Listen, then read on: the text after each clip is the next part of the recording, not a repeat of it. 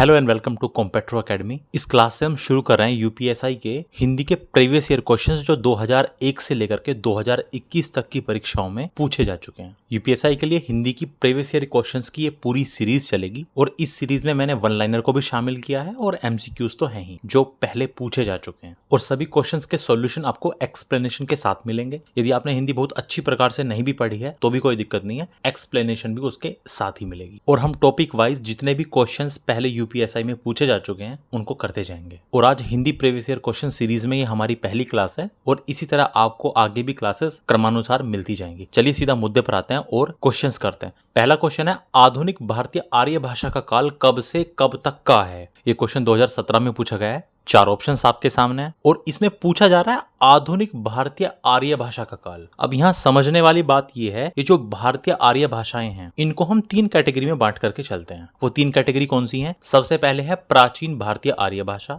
दूसरा है मध्यकालीन भारतीय आर्य भाषा और तीसरा आधुनिक भारतीय आर्य भाषा। और इस प्रश्न में पूछा क्या गया है? आधुनिक भारतीय आर्य भाषा का काल। तो हमें सबसे पहले ये पता होना चाहिए कि प्राचीन भारतीय आर्य भाषा का जो काल है वो है 1500 ईस्वी पूर्व से 500 ईस्वी पूर्व, और इसमें दो भाषाएं आती हैं, वैदिक संस्कृत और लौकिक संस्कृत। संस्कृत के ही उस समय दो रूप प्रचलित थे, जिसमें वेदों की रचना हुई और साहित्य रचना हुई, वो वैदिक संस्कृत, और आम बोलचाल की भाषा लौकिक संस्कृत। फिर इसके बाद आती है मध्यकालीन भारतीय आर्य भाषा, जिसमें आती है पाली, प्राकृत और अपभ्रंश, और इनका समय काल है 500 ईस्वी पूर्व से 1000 ईस्वी, 500 ईस्वी पूर्व से 1000 ईस्वी तक। और फिर अगला है आधुनिक भारतीय आर्य भाषा, जिसमें हिंदी और हिंदी के बाद की भाषाएं जैसे बांग्ला, उड़िया, मराठी, असमिया, गुजराती, पंजाबी, सिंधी, ये सभी हैं। और आधुनिक भारतीय आर्य भाषा का काल माना जाता है 1000 ईस्वी से लेकर अब तक। तो इसका सही उत्तर हो जाएगा 1000 ईस्वी से अब तक, ये इसका सही उत्तर होगा। लेकिन यहाँ एक और चीज ध्यान रख लेना, आधुनिक भारतीय आर्य भाषाओं को भी हमने अलग अलग कैटेगरी में डिवाइड कर रखा है, जिसमें प्राचीन हिंदी का जो समय है वो 1000 से लेकर के 1400 ईस्वी तक है। फिर मध्यकाल की हिंदी है, उस मध्यकाल की हिंदी का समय 1400 से 1850 तक, और जो अब आधुनिक हिंदी है इसका समय 1850 से लेकर के अब तक। लेकिन क्वेश्चन में क्या पूछा है? आधुनिक भारतीय आर्य भाषा का काल। तो आधुनिक भारतीय आर्य भाषा का काल 1000 ईस्वी से शुरू होता है और अब तक ये चल रहा है। आइए अब अगले क्वेश्चन पर चलते हैं और इसी से रिलेटेड कुछ वन लाइनर लेते हैं जो पहले पूछे जा चुके हैं। जैसे क्वेश्चन आया था, हिंदी भाषा का आरंभ हुआ, तो हिंदी भाषा का आरंभ 1000 ईस्वी में हुआ, अभी हमने समझा। शौरसेनी अपभ्रंश से विकास हुआ हिंदी का और 1000 ईस्वी में हिंदी भाषा का आरंभ हुआ। अगला क्वेश्चन है, हिंदी वर्तनी का मानकीकरण कब प्रकाशित हुआ? तो इसके संबंध में 2 पॉइंट ध्यान रखिएगा। 1954 में, 1954 में भारत सरकार ने एक समिति का गठन किया और उसने हिंदी वर्तनी के नियमों का प्रारंभिक मानकीकरण किया, स्टार्टिंग वाला स्टैंडर्डाइजेशन किया। लेकिन यहाँ क्वेश्चन में पूछा हुआ है मानकीकरण प्रकाशित कब हुआ, तो इसका जो सही उत्तर होगा वो होगा 1967, 1967 में केंद्रीय हिंदी निदेशालय ने इसका अधिकृत ऑफिशियल प्रकाशन किया था, जिसे हम आज मानक हिंदी वर्तनी के रूप में मानते हैं। तो सही आंसर क्या होगा?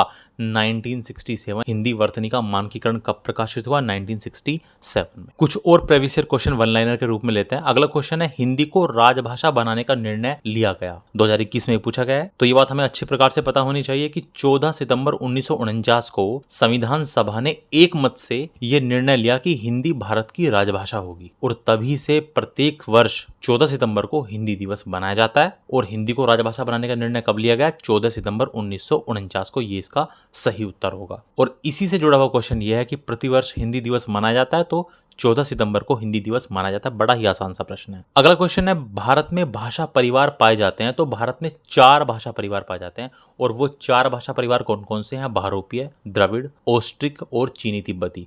और हिंदी किस भाषा परिवार की भाषा है? भारोपीय की। और भारोपीय भाषा परिवार को बोलने वालों की संख्या भारत में लगभग 73% लोग भारत में भारोपीय भाषा परिवार की भाषाओं को बोलते हैं। इसके बाद द्रविड़ भाषा परिवार की भाषाओं का नंबर आता है, जिसमें कन्नड़, तेलुगु, तमिल और मलयालम शामिल है। 25% लोग भारत में इन भाषाओं को बोलते हैं। ऑस्ट्रिक और चीनी तिब्बती भाषा परिवार को बोलने वालों की संख्या बहुत ही कम है। तो प्रश्न था, भारत में भाषा परिवार कितने? तो 4 भाषा परिवार। यहाँ हम कुछ क्वेश्चंस को वन लाइनर के रूप में ले रहे हैं जो काफी आसान है, और कुछ प्रीवियस ईयर क्वेश्चंस को एमसीक्यू के रूप में। अगला क्वेश्चन आपके सामने है कि पाली भाषा के सर्वप्रथम व्याकरण कौन है? व्याकरण से मतलब है व्याकरणविद या व्याकरणकार। ऑप्शंस आपके सामने पतंजलि, पाणिनि, कच्चायन या हेमचंद्र। अब यहाँ पर पूछा गया सबसे पहले व्याकरणविद या सबसे पहले व्याकरणकार कौन है। तो सबसे पहले एक बार ये देख लेते हैं कि पाली भाषा आई किस प्रकार से, भाषा का विकास क्रम क्या है। तो भाषा का विकास क्रम कुछ इस प्रकार से, सबसे पहले रही संस्कृत भाषा, संस्कृत भाषा से जन्म हुआ पाली का, पाली से फिर आई प्राकृत, प्राकृत से अपभ्रंश और अपभ्रंश से निर्माण हुआ हिंदी का। अपभ्रंश के भी एक प्रकार सोर्स यानी अपभ्रंश से विकास हुआ किसका,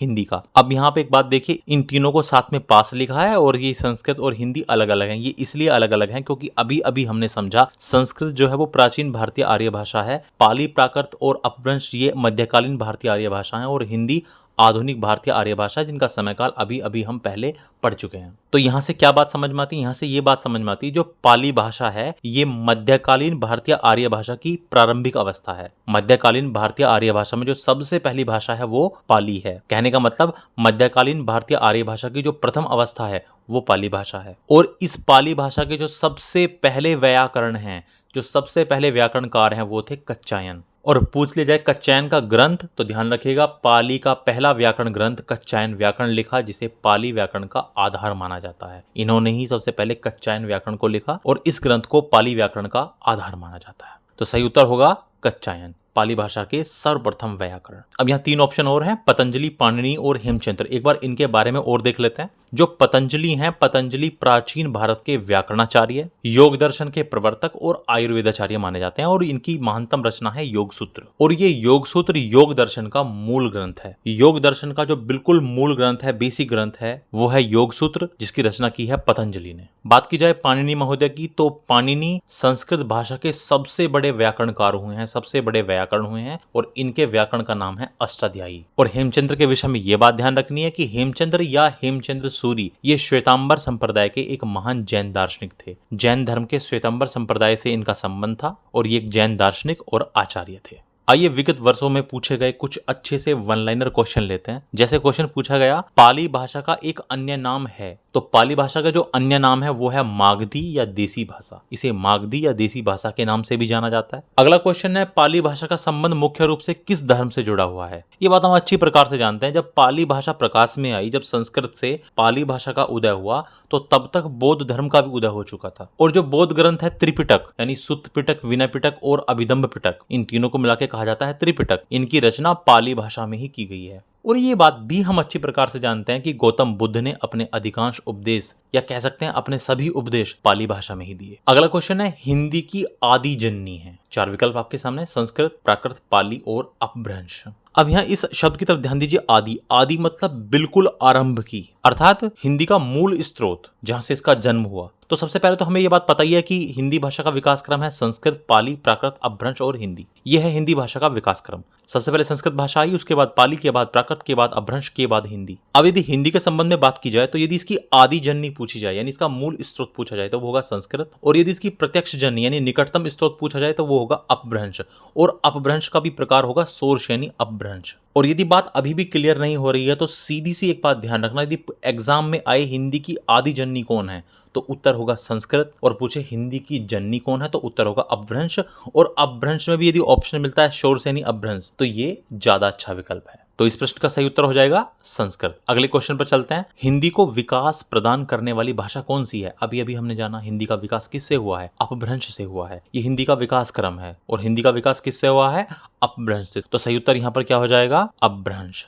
अगला क्वेश्चन आपके सामने, हिंदी का मानक रूप किस भाषा से विकसित हुआ है। तो ये हमें अच्छे प्रकार से ध्यान रखना है कि हिंदी का मानक रूप खड़ी बोली से विकसित हुआ है। और इसके साथ साथ एक बात और ध्यान रखिएगा, दिल्ली और मेरठ क्षेत्र की खड़ी बोली से आधुनिक मानक हिंदी का रूप विकसित हुआ। और आज की मानक हिंदी जिसे हम स्कूल, मीडिया, बुक्स, प्रशासन आदि में देखते हैं, उसी का आधार खड़ी बोली पर टिका है। तो हिंदी का मानक रूप किस भाषा से विकसित हुआ है, खड़ी बोली से विकसित हुआ है। अगला क्वेश्चन है, पश्चिमी हिंदी का संबंध माना जाता है शोरसेनी अपभ्रंश से, अर्धमागधी से, मागधी से या पैसाची से। सही उत्तर होगा शोरसेनी अपभ्रंश से। अब यहाँ सबसे पहले आपको अपभ्रंश के प्रकार पता होने चाहिए। भाई ये बात तो हम अच्छी तरह से जानते हैं, संस्कृत से जन्म हुआ पाली का, पाली से प्राकृत, प्राकृत से अपभ्रंश और अपभ्रंश से जन्म होता है हिंदी का। और अपभ्रंश के प्रकार कौन कौन से हैं, अपभ्रंश के प्रकार हैं शोरसेनी, अर्धमागधी, मागधी, खस, ब्राचड़ और महाराष्ट्री। अब अपभ्रंश के प्रकार शोरसेनी अपभ्रंश से जन्म होता है पश्चिमी हिंदी का। इस क्वेश्चन में यही पूछा गया है कि पश्चिमी हिंदी का संबंध माना जाता है शोरसेनी अपभ्रंश से, और शोरसेनी से ही विकास हुआ है राजस्थानी का, गुजराती का।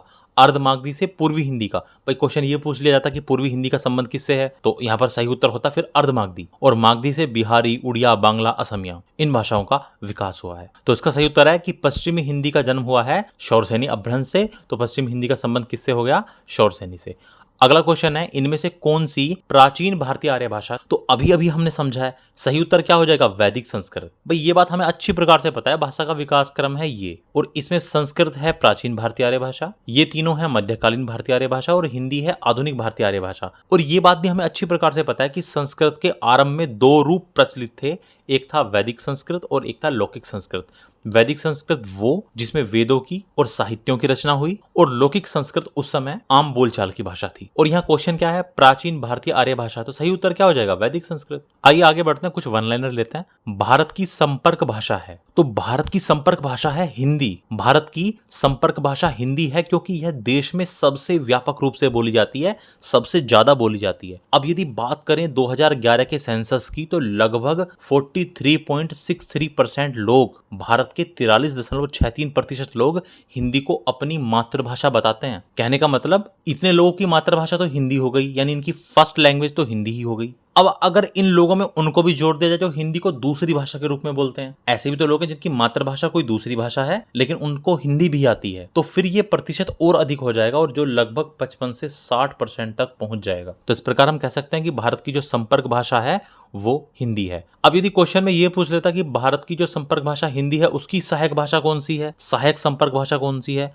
तो हिंदी की सहायक संपर्क भाषा भारत में अंग्रेजी है। आइए आगे बढ़ते हैं और एक और वन लाइनर लेते हैं। क्वेश्चन है, भारत में हिंदी शामिल। अब यहाँ ऑप्शंस नहीं है, लेकिन आपकी जानकारी के लिए बता दूं, यहाँ ऑप्शंस कुछ ऐसे थे: राष्ट्रभाषा, मातृभाषा, राजभाषा, या इनमें से कोई नहीं। तो इसका सीधा आंसर हो जाएगा भारत में हिंदी शामिल है राजभाषा के रूप में। अभी अभी हमने जाना कि 14 सितंबर 1949 को संविधान सभा ने यह निर्णय लिया कि हिंदी भारत की क्या होगी? राजभाषा होगी। और इसी से मिलता जुलता एक और क्वेश्चन भी पूछा जा चुका है, भारत में संवैधानिक रूप से हिंदी का स्वरूप क्या है? क्या है? राजभाषा के रूप में। भाई हिंदी संवैधानिक रूप से क्या है? भारत की राजभाषा है। आइए आगे चलते हैं। अगला क्वेश्चन, सूरदास और नंददास की काव्य रचनाओं की भाषा थी। तो सूरदास और नंददास ने अपनी काव्य रचनाओं में ब्रजभाषा का प्रयोग किया। बात की जाए पहले सूरदास की, तो सूरदास की रचनाओं की भाषा मुख्यतः ब्रजभाषा थी। इनकी प्रमुख रचना है सूरसागर, जो ब्रजभाषा में ही है, और सूरदास को अष्टछाप कवियों में गिना जाता है। और उन्होंने श्री कृष्ण की बाल लीलाओं, रास लीलाओं और श्री कृष्ण की भक्ति को ब्रजभाषा में बड़े ही मधुर तरीके से प्रस्तुत किया है अपने काव्य के माध्यम से। बात नंददास की करें तो ये भी ब्रजभाषा के कवि थे, ये भी अष्टछाप के कवि माने जाते हैं। इनका काव्य भी कृष्ण भक्ति पर ही आधारित था, और इनकी प्रमुख रचना रास पंचाध्यायी। ये जो अष्टछाप कवि है, ये कुल मिलाकर के 8 कवि हैं जो श्री वल्लभाचार्य द्वारा स्थापित पंथ को मानते हैं और श्री कृष्ण की लीलाओं का वर्णन करते हैं। आइए अगले क्वेश्चन पे चलते हैं। अगला क्वेश्चन है, जनगणना 2001 व 2011 के हिसाब से भारत में गुजराती, मराठी, बंगाली व तमिल भाषाओं में से सबसे अधिक बोली जाती है। किन किन भाषाओं में से? गुजराती, मराठी, बंगाली व तमिल में। तो इन चारों में से सबसे ज्यादा बोली जाती है बंगाली। देखिए, यदि भारतीय भाषाओं के आंकड़ों के अनुसार बात करें तो भारत में सबसे ज्यादा बोली जाने वाली भाषाओं का क्रम इस प्रकार से: सबसे ज्यादा बोली जाती है हिंदी, हिंदी के बाद नंबर आता है बंगाली का, यानी हिंदी के बाद जो भाषा सबसे ज्यादा बोली जाती है वो है बंगाली, बंगाली के बाद मराठी, मराठी के बाद तेलुगु और फिर तमिल। तो इस प्रश्न के हिसाब से सबसे सही उत्तर क्या होगा? बंगाली। अगला क्वेश्चन है, पुरानी हिंदी, उर्दू और अंग्रेजी के मिश्रण से उत्पन्न नई जबान है साहित्यिक भाषा, हिंदुस्तानी भाषा, पश्चिमी भाषा या मानक भाषा? तो ध्यान रखना है कि हिंदी, उर्दू और अंग्रेजी मिश्रण से जो उत्पन्न जबान है वो उसको कहते हैं हिंदुस्तानी भाषा। एक बात अच्छी प्रकार से ध्यान रखिएगा, पुरानी हिंदी, उर्दू और अंग्रेजी के मिश्रण से उत्पन्न नई जबान को हिंदुस्तानी भाषा या हिंग्लिश, और हिंग्लिश क्या होती है? हिंदुस्तानी और अंग्रेजी का मिश्रण ही कहलाता है हिंग्लिश। और ये भारत में बोलचाल की भाषा है, और बॉलीवुड फिल्मों में अक्सर हम इसी भाषा को सुनते हैं, जिसमें हिंदी, उर्दू और इंग्लिश क्या होती है? मिक्स होती है। और ये इंग्लिश वही लैंग्वेज है जो हम सोशल मीडिया, व्हाट्सएप, इंस्टाग्राम पर अपने टेक्स्ट में यूज करते हैं। मैं उम्मीद कर रहा हूँ ये आपको समझ में आ रहा है। इसी तरह हम यूपीएसआई में पूछे गए सभी प्रीवियस ईयर क्वेश्चंस करते जाएंगे। अब आगे के क्वेश्चन आपको मिलेंगे क्लास नंबर 2 में, और यहीं से हम शुरुआत करेंगे, और टॉपिक वाइज सारे के सारे क्वेश्चन जो पहले यूपीएसआई में पूछे जा चुके हैं उनको एक्सप्लेनेशन के साथ करते जाएंगे। धन्यवाद ये क्लास देखने के लिए। अपना सुझाव आप कमेंट में बता सकते हैं। आपके सुझाव आमंत्रित हैं, आप अपने सुझाव कमेंट बॉक्स में दे सकते हैं।